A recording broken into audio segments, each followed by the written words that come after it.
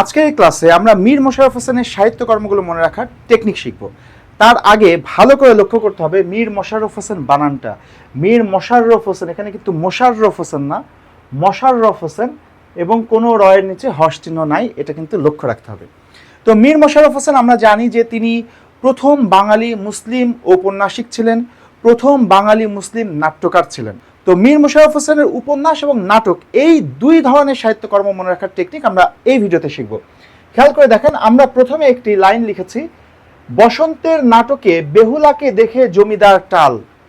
বসন্তের নাটকে বেহুলাকে দেখে জমিদার টাল। খেয়াল করে দেখেন, এখানে আমরা নাটক শব্দটি লিখেছি, এর মধ্যে এর মানে হচ্ছে এই লাইনটার মধ্যে মীর মশাররফ হোসেনের নাট্যকর্ম অর্থাৎ নাটকগুলোর নাম আছে। বসন্তের নাটকে বেহুলাকে দেখে জমিদার টাল। খেয়াল করে দেখেন, এই যে বসন্ত, বসন্ত দিয়ে কি? বসন্ত দিয়ে হচ্ছে বসন্ত কুমারী।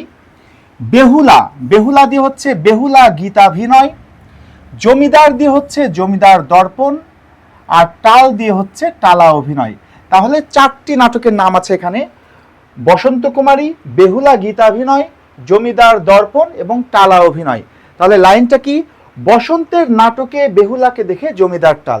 একইভাবে দেখেন, মীর মশাররফ হোসেনের উপন্যাসগুলো মনে রাখার জন্য একটি লাইন আমরা লিখেছি, রবি ও গাজী উপন্যাসে উদাসীন।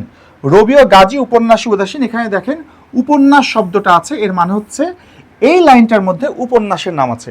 রবি ও গাজী উপন্যাসে উদাসীন।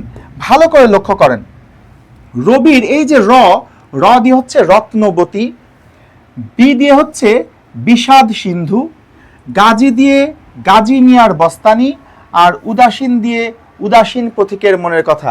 আর একবার বলছি, রত্নবতী, বিষাদ সিন্ধু, গাজী মিয়ার বস্তানি, উদাসীন পথিকের মনের কথা। যদি এই দুইটা বাক্য আমরা মনে রাখি, বাক্য দুটো আরেকবার বলি, বসন্তের নাটকে বেহুলাকে দেখে জমিদার টাল, আরেকটা কি?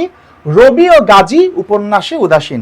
এই দুইটা বাক্য মনে রাখলে মীর মশাররফ হোসেনের নাটক এবং উপন্যাস আমরা খুব সহজে মনে রাখতে পারবো।